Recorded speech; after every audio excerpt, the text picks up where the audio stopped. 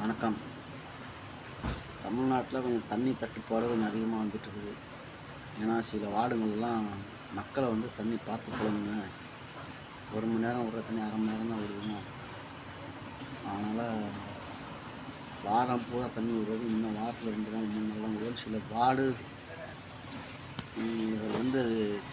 மக்களுக்கு குழுவில் இந்த மாதிரி வாட்ஸ்அப்பில் வந்திருக்குது.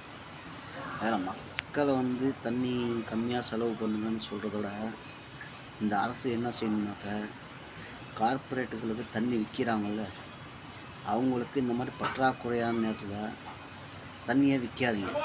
கார்ப்பரேட்டுகளை யார் யார் எங்கேருந்து தண்ணி எடுக்கிறாங்களோ அதை பூரா லாக் பண்ணுங்கள், பிளாக் பண்ணுங்கள்.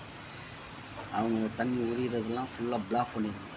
கார்ப்பரேட்டுங்க ஒரு 2 மாதம் 3 மாதத்துக்கு தண்ணி விற்கவும் கூடாது. இந்த மாதிரி இருக்கக்கூடாதுங்கிறத நீங்கள் கொண்டு வாங்க. பழையபடி அவங்கவுங்க தண்ணி வீட்டு தண்ணியை பிடிக்கணும். கார்ப்பரேட் அவ்வளோமே உறிஞ்சி வெளியில் விற்கிறவங்க தான் மக்களுக்கு தண்ணி இல்லாமல் இருக்குது. நீங்கள் கார்ப்பரேட்டுக்கு ஒரு 3 மாதம் நிப்பாட்டுங்க. கல்குவாரி எப்படி நிப்பாட்டிருக்கீங்களோ அது போல் கார்ப்பரேட்டுக்கு தண்ணி விடுறத கொஞ்சம் நிப்பாட்டுங்க. உங்களால் சாராயத்தை தான் நிப்பாட்ட முடியல, இந்த குடிக்கிற தண்ணியாவது, மக்கள் குடிக்கிற தண்ணியாவது நிப்பாட்டுங்க. ஒரு 3 மாதத்துக்கு தண்ணி பற்றாக்குறையாக இருக்குல்ல, நல்லா தெரியுதில்ல. ஆகையால் இது நான் ஒரு சாதாரண ஒரு மனிதனாக இருந்தது சொல்கிறேன், புரியுதுங்களா? கட்சிக்காரனாக இருந்து சொல்லலை, சாதாரண ஒரு மனிதனாக இருந்து சொல்கிறேன்.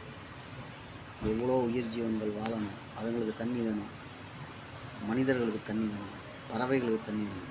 ஆகையால் கார்ப்பரேட்டுகளுக்கு விற்கிற தண்ணியை கண்டிப்பாக நீங்கள் நிறுத்தணும். இது என்னுடைய தாழ்மையான கருத்தாக நான் தெரியப்படுத்துகிறேன். இது உங்களுக்கு அறிவு வெட்டுதோ இல்லையா, எனக்கு அறிவு வெட்டி இருக்குது. ஆகையால் நான் சொல்கிறேன். இதை நீங்கள் கண்டிப்பாக நீங்கள் புரிஞ்சுக்குவேன்னு நினைக்கிறேன்.